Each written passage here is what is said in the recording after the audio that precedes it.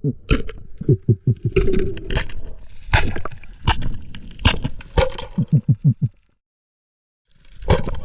yan sa amin. Ayun. Ayan. Good morning, good morning. Sa mapagpalang araw po sa lahat. At kalma. Kaya subukan natin na mamana. Kahapon eh, hindi tayo nakapag-vlog. Gawa na pumunta tayo sa Dipnay. Naghatid kay Coach Ali, kay Joy Adventure. Para kunin yung kanyang bagong bangka. Sa araw na ito mga ka-channel, samahan nyo ako na maghanap ng mga pang-ulam. Sana ay malinaw. Gawa ng tumakas, 2 araw. Kalmada naman. Kayang kaya. Yang yaka baga. Let's go, let's go. Gamit pa rin natin yung small battery ball na bangka. At medyo mahina na yung kanyang intable. At ito naman yung ano natin, malaking bangka na ginagamit kapag dayo. Ewan ko kung sinong magpanday. Hanap tayo ng panday. Yung bumper niya ay palitan. Yan. Tapos ito sira na rin. Ito kasi yung pinoproblema ko. Yan. Sana ay masolusyon na natin. Subukan ko na bawasan, tapos tatapakan o tapal ang gawin natin. Pero kinakailangan talaga na ano yan, na puputulin dito, tapos ayusin dito banda. So sana makahanap tayo ng panday. At sa araw na to ay mamana muna tayo. Tara tara. Siyempre salamat sa walang sawang suporta at laging panonood at sa hindi pag-skip ng ads. And shoutout sa ating mga kababayan na OFW. Let's go. Doon, larga na tayo mga ka-channel. At dito sa mababaw, medyo malinaw yung dagat. Sana pagdating natin doon sa spot ay ganun din, malinaw. Tara, tara, yahin muna tayo. Update ko lang kayo mamaya doon. Dito tayo magsimula. Ayan yung amihan doon, nagbabadya. Hindi tayo pwede pumunta ng malayo. Okay. Ayan, dito na nga tayo sa lugar kung saan tayo mamana sa araw na ito mga ka-channel. Kung saan madalas nakakahuli sila ng cuttlefish ay pinuntahan natin to. Sana ay makadali tayo dito. Let's go, let's go. Yung malinaw yung dagat. Okay. Oh. Sana may magpakitang malalaki. Pelagic baga. Tara. Pagkatapos natin mga kabihis ay sinubukan ko muna na bumaba dito sa bahagyang mababaw. At dito na rin natin pinunduhan yung ating bangka na sinasakyan. Gawa ng mahirap kapag doon natin sa malalim pinunduhan. At napakalinaw ng dagat dito sa mababaw mga ka-channel. Sana pagdating natin doon sa may pangantuhan ay ganun din. Ang daming maliliit na isda. Ayan o, kumpul-kumpul. Grabe naman. Sana all.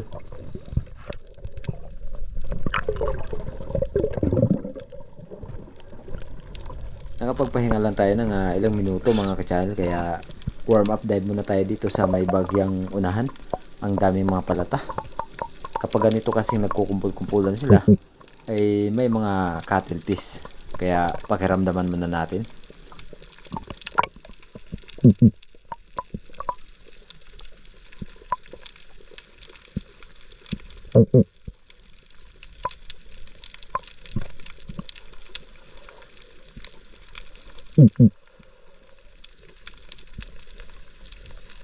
Marami ding maliliit na parrot fish mga ka-channel, pero hindi naman yan yung pakay natin, kaya pass tayo dyan.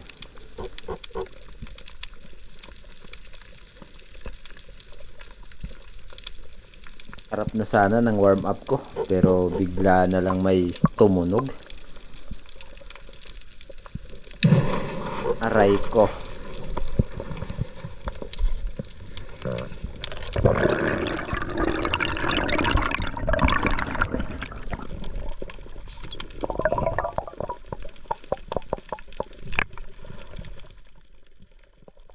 Another dive mga ka-channel. Hindi na tayo umabanti sa unahan, gawa ng wala namang mga bato dyan sa unahan.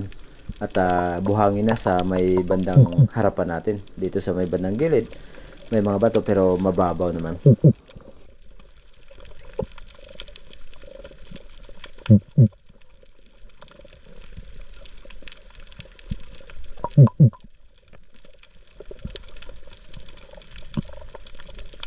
pasalamatan lang natin yung mga tao na nagkaloob sa atin ng mga gamit, kay Kuya Larry Santi, kay Sir Terso Manulat Laurio ng Team Noranda ng Canada, kay Miss Gino Piuta at kay Studio Rescue.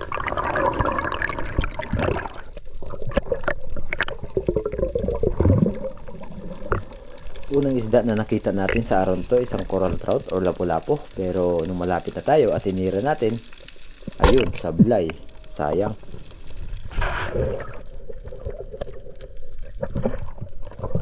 Pagkatapos nating sumablay doon sa isang coral trout, ay mayroon tayong nakita ditong isang unicorn fish or surahan.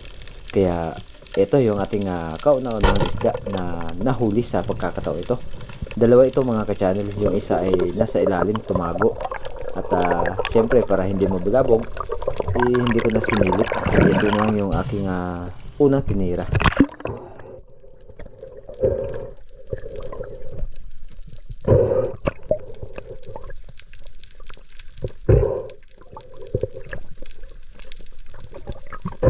Hindi masyadong tumagos yung ating bala, gawa ng isang guma lang yung ating ginamit. At medyo may kalayuan, buti na lang hindi natanggal. Goods na goods, kauna-unahang isda natin, isang unicorn fish or surahan. At pagkatapos nating matuhog yung surahan na unang napana natin, ay agaran ko na rin itong sinilip dito sa butas.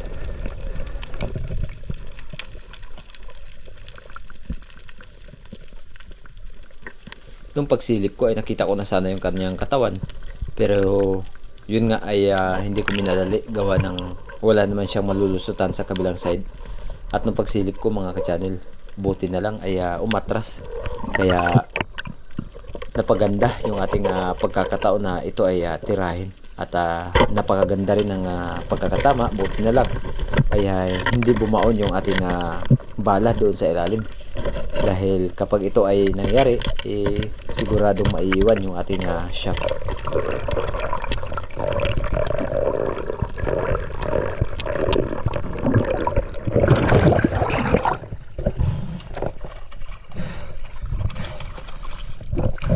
Sobrang laki ng surahan, mahigit 2 kilo siguro yung laki nito. And shoutout nga pala sa nagkaloob sa atin ng flashlight. Ito ay medyo may katagalan na, kaya by Benji.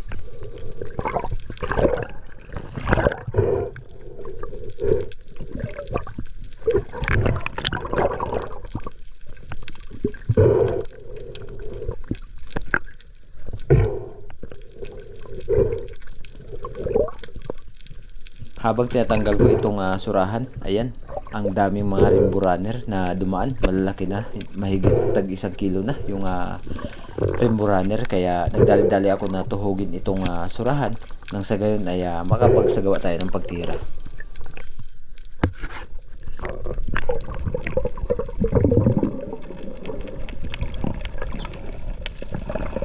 Muling pagsisid mga ka-channel, chins target tayo. Dahil mayroon tayo nakita ditong isang coral trout na good size. At ito, ayos. At natira naman natin, pero hindi natin inasahan ng paghila natin. Kaya nabunot. Sayang, pero hindi naman siya lumayo. Tiyak na nasa ilalim lang yun. Kaya nung pagkatapos natin makapag-load, ay agad natin itong binalikan. At dito sa kabilang side ko tinignan, sakto lang, dahil naghahantay lang pala sa atin yung coral trout na napana natin kanina. At nang nakita ko, hindi na ako nag-atubili pa, tinira ko na agad. At wala nang kawala.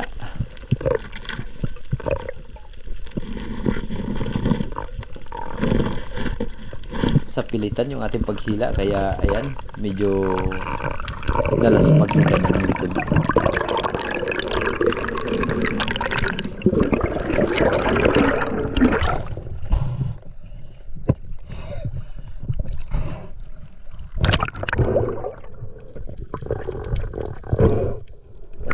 Ilang araw din yung lakas ng amihan dito sa amin, kaya madalang na tayo ngayon na nakakapag-upload ng video, gawa ng pahirapan yung sitwasyon dito sa isla.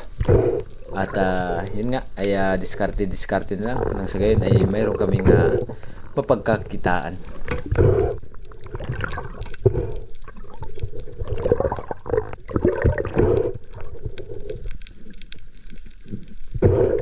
ang lahat mga ka-channel ay taos puso akong nagpapasalamat sa ating mga kababayan na OFW at sa lahat po ng ating mga senior citizen.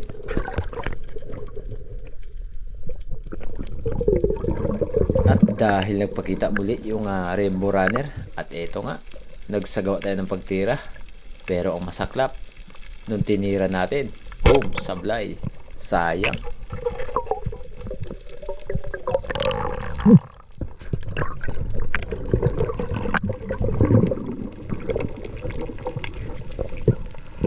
Another pag-dive mga ka-channel kung saan mayroon tayo nakitang tumago na isang lapu-lapu.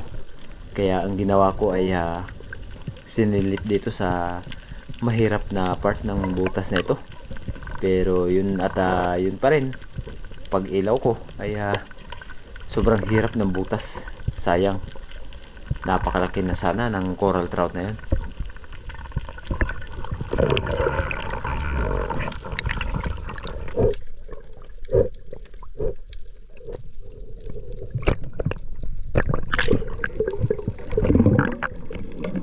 Pinalikan ko yung bato kung saan natin nakita yung coral trout at hinanap ko ng husto dito baka sakali na makita natin.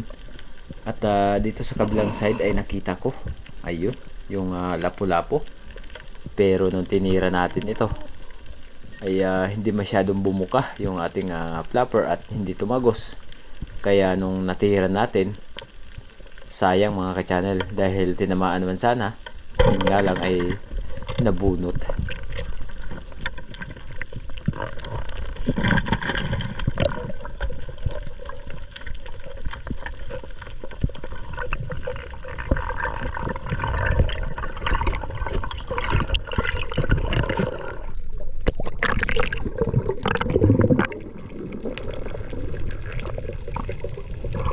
Dahil napansin natin mga ka-channel na hindi siya lubusan na lumayo, umikot lang dito sa kabilang part ng bato, kaya sinilip ko. Sayang yung time na nakita ko na sana yung lapu-lapu, pero hindi ko siya nagawang tirahin. At ito ay lumipat sa kabilang butas. Sayang talaga, kaya umahon muna ako upang makapag-ipon ng mas maraming hangin.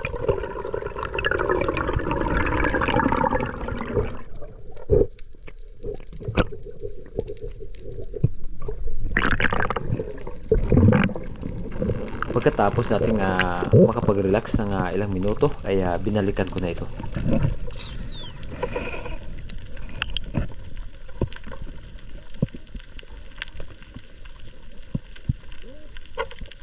Saktong-sakto sana nung pagsilip ko dito, ayun, kita sana. Ang kaso lang, natagalan tayo ng kalabit.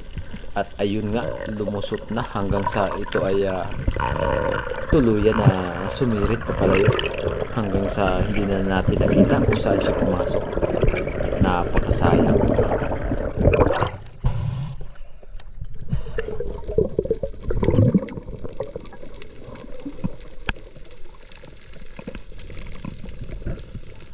Nakalipas ang kalahating oras na paglalangoy ay naabot ko na rin itong bato kung saan madalas tayo nakakita ng mga surahan. Mayroon sana tayong nakita na malalaking rabbit fish na. Ayan, bali 2 piraso mga ka-channel, pero hindi ko siya pinansin gawa ng sa surahan tayo nag-focus.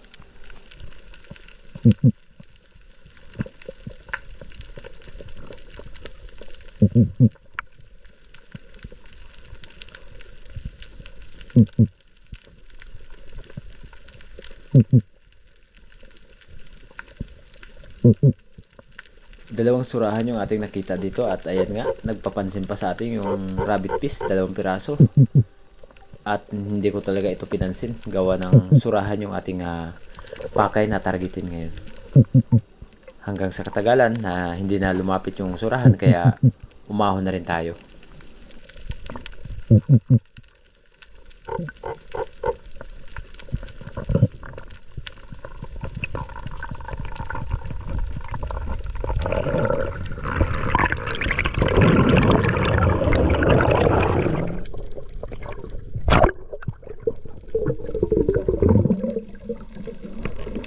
Habang pabalik tayo ng bangka mga ka-channel ay hindi natin inasahan itong nakita natin. Akala ko mga pakul or trigger piece. Yung pala ay napakalaki ng mga surahan na ating nakita.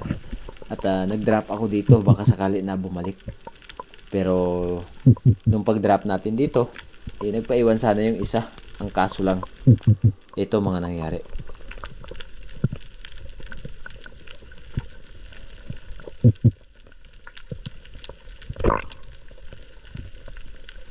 Lumapit sana ng bahagya, pero nung pagtira natin, masyadong mataas yung ating tira at masyadong advance, kaya nung pagkalapit natin hindi tinamaan.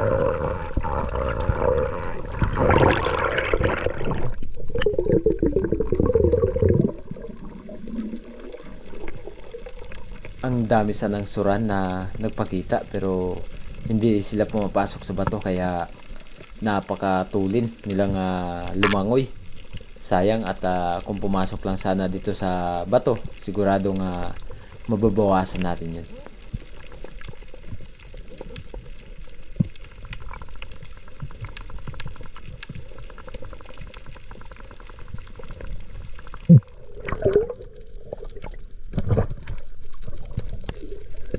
Buti na lang ay medyo malinaw yung dagat dito sa may bagyang unahan mga ka-channel, kaya nung nakakita tayo muli ng surahan ay nakapagsagawa tayo ng pagtira.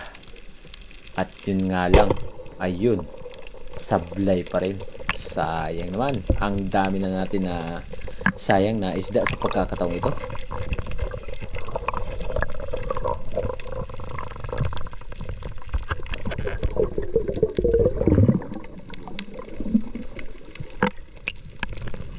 Same spot pa rin mga ka-channel kung saan tayo tumira ng surahan kanina. Ay dumapa ako dito sa taas ng bato dahil may mga rabbit fish at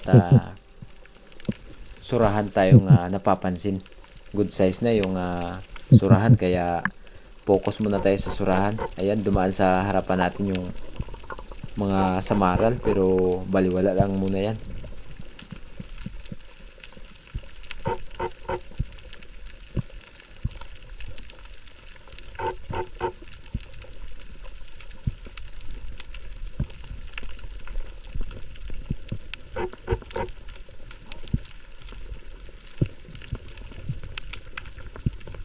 Ayan, magkasabay pa yung rabbit fish, kaya inantay ko na magdubli silang dalawa para tirahin na. Yun nga lang ay hindi sila dikitan at nasa tapat ng bato, kaya hindi ko na lang tinira.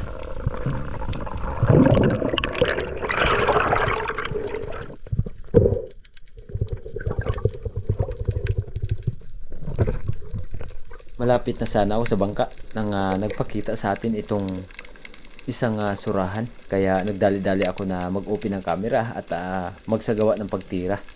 Ayan, pinapasarap pa, muntika na pumasok sa corals, at buti na lang nung tinira natin, tinamaan naman. Kaya naging successful man yung ating pagtira, at hindi siya nabunot gawa ng tumagos at bumuka yung ating pangalawang flapper. Ayos, tumagos hanggang bunganga o bibig. Hindi kayo.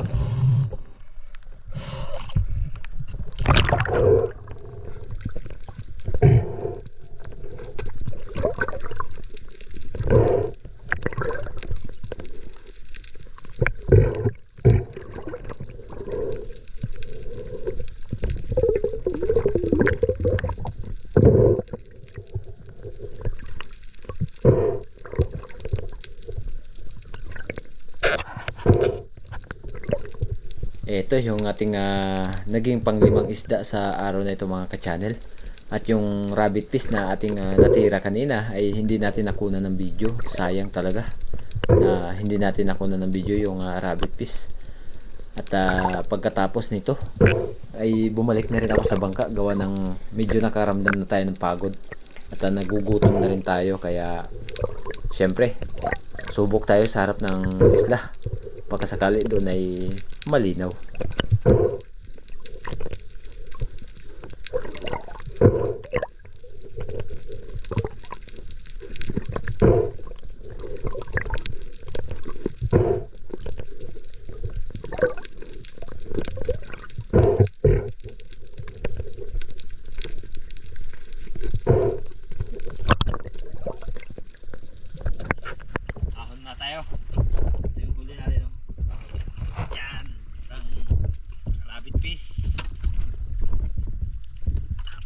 lapu-lapu.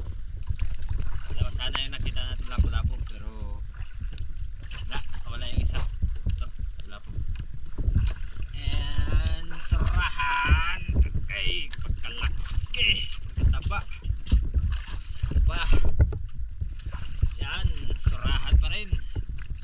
Size na. Tapos, ayun. Mayroon pa tayo na dagdag na isang surahan. Matubod yung ating mas yung bandang gilid.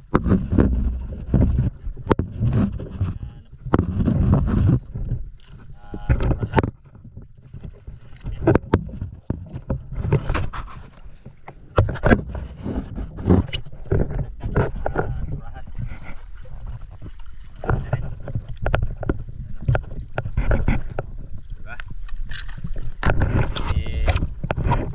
Piraso yung ating huling surahan. Ayan, may dalawa dito, tapos ito yung isa. Bali, tatlo lahat ng surahan natin. Okay. Oh, ayan. 5 piraso. Pinakamalaki. Nasa mga 2 kilo siguro. Tapos ito, mga 1 kilo din siguro mahigit. Ito mga 6 grams. Yung isa. Lapu-lapu natin mga kulang-kulang 1 kilo. Sayang. Ay nagpana tayo kanina na coral trout sa loob ng bato, tapos umalag, natanggal, nabunot. Pahinga lang tayo saglit mga ka-channel, tapos hindi pa tayo dun sa harap dahil pag ganito kasi medyo maalon, medyo naglalabasan yung surahan dun at mataas pa naman yung araw. Kaya hindi pa tayo doon mamaya sa kabila, sa harap ng isda. Lagay natin dito sa balde yung ating isda para hindi siya masira. Kaya hindi tayong lalagyan.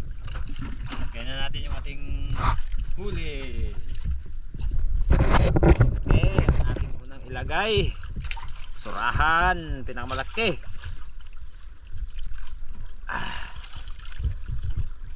Okay kayo. Oh. Dalawa. Pangatlo. Pang-4, lapu-lapu.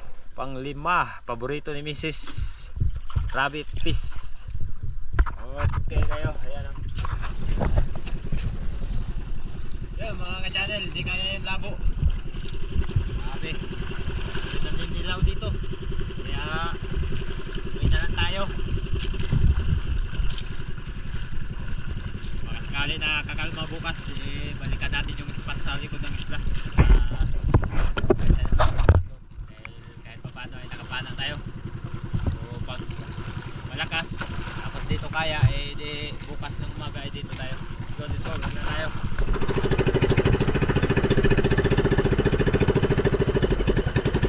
Pagulong, hindi pa sa likod kanina, di masyado.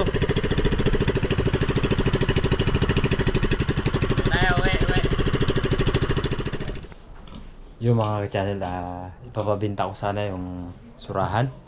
Gawa ng kailangan din natin ng pang diesel or pang gasolina. Pero salamat sa bisita ni Tangay Rande, si Bay Mac Looper ay nandito.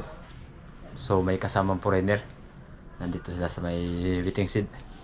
At pahinga lang tayo saglit. Tapos kailangan natin mag-edit dahil 3 days na yata o 4 days na tayo walang upload.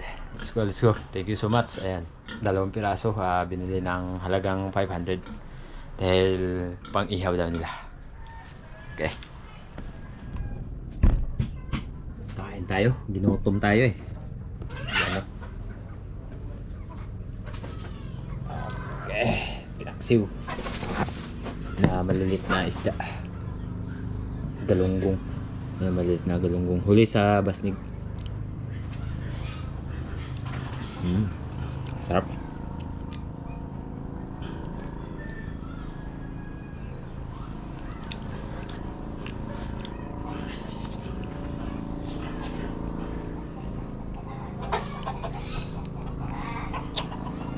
Pinaksiw siya na binalot sa dahon ng mangga.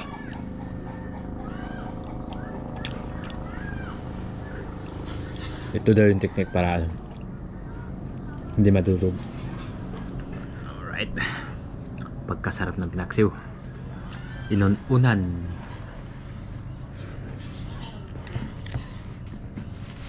So ayan mga ka-channel, gabi na. At nakaramdam kasi tayo ng pagod kanina kaya umidlip tayo. Yung ano nga pala, yung surahan. Anuhin natin siya. Iihawin gamit nito. May ihawan na si Mrs. Ihawan daw ito eh. Salang lang natin sa silin. Silin. Tapos painitin lang natin saglit.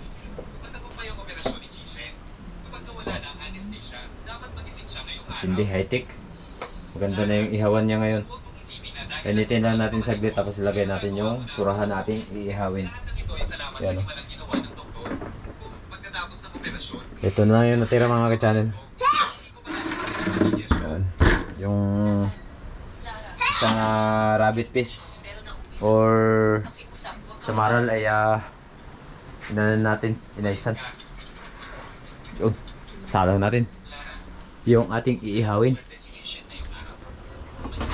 High-tech na. Ayun, yun, mainit. Parang pinirito ang labas nito ba? Salang na natin to. Ayahoy. Okay kayo. Grabe sa ihawan. High-tech na. Grabe sa style mga ka-channel yan. Parang pinirito. Nagmamantika. High-tech ang ating ihawan.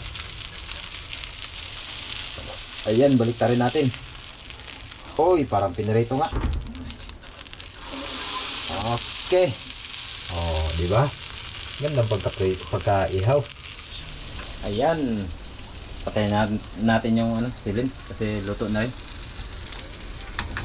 Okay. High-tech kayo ba? High-tech kayo. Dito natin ilagay sa plato. Ating are. Hindi pala.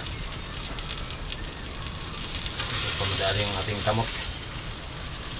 Okay. Yes sir.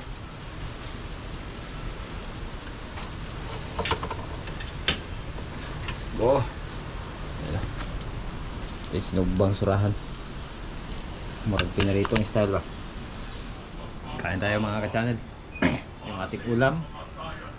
Kaya surahan. Inihaw. Siyempre hindi mahuli ang ating sausawan na maanghang, mga ka-channel. Suka, tuyo na may sili. Kamatis, sibuyas. At ang recipe ni Mrs. with dahon ng mangga. Pinaksiw. Lami kayo. Tara. Kain tayo. Kain po tayo mga ka-channel. Samahan niyo po kami kumain ngayong gabi. Tikim naman tayo ng surahan, siyempre. Kay ko. Hilo, puntahan natin si Mila. Sunduin natin sa ilo.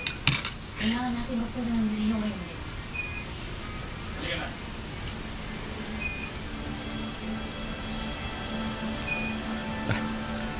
Hindi tayo. Nasa unang loob na kami. Nang marinig namin na magpulog ng mga trompeta. Kaya magdadaligid kami.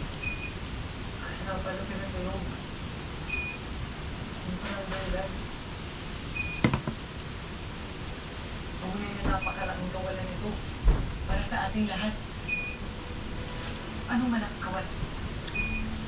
Para sa akin. Hindi na pa kayo humintay hindi mo di mo. Nobody!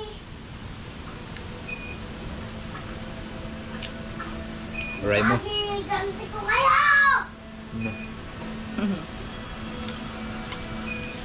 Ako na yung mawawasak. Ang salita.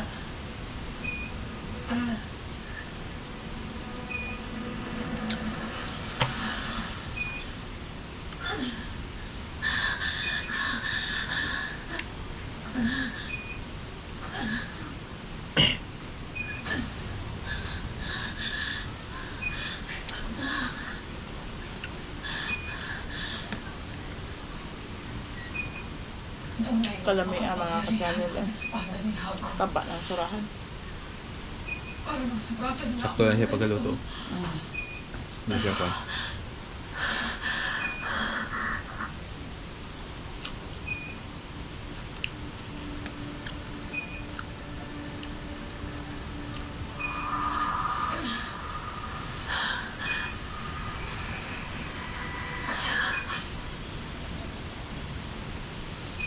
Kaya mo ang iyong nauulit. Hindi maaari si Hapon lamang ang naputol sa iyong buhay.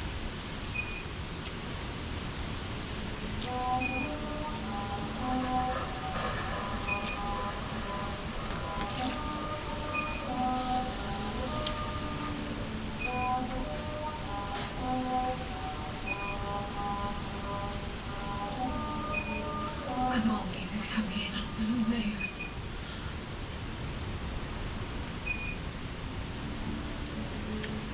Aking mata, ipakita sa akin ang kahulugan ng tunog ng trumpeta.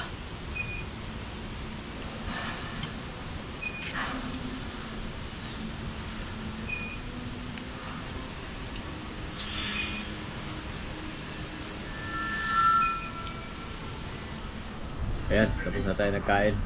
Shoutout, Corsi. Ayan, sama sa beach. Shoutout po. At lalo na kay Madam. Shoutout. Sana matuloy po kayo ngayong September. Siyempre, sa competition, sana ay mag-enjoy po tayo lahat. Yan mga ka-channel. May nanalo na. Ayan. Hindi na ubos yung surahan. Pero, ewan ko kung kaya ni Mrs. ubusin yan. May pinaksiw pa. Siguro surahan kasi hindi namin nakasabay ng kain kasi napunta na sa amin ng kain.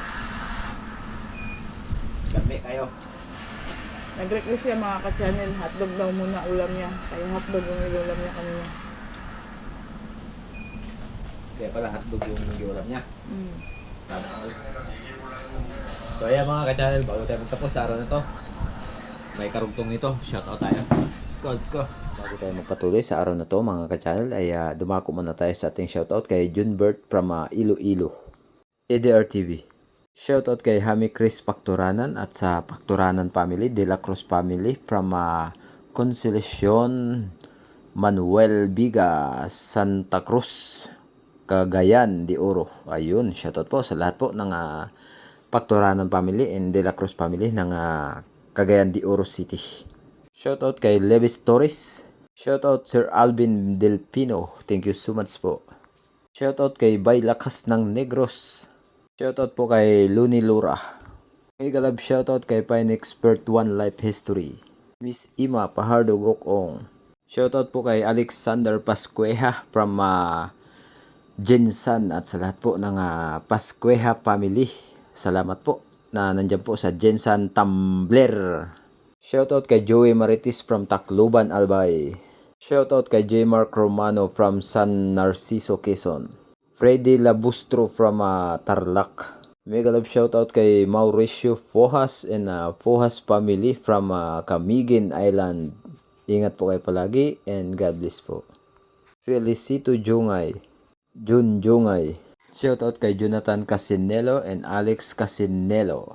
Mega love shoutout kay Gudo Oliva and Dennis De La Cruz from Nae, Cavite. At yan mga ka-channel, hanggang dito lang muna ang ating shoutout. Sana po ay ingat po kayo palagi. And shoutout kay Buhay Isla Vlog TV, Ariel Fisherman, Friend TV Islander, Joy Adventure, and Team Harabas. At hanggang sa muli mga ka-channel, ingat kayo palagi and God bless.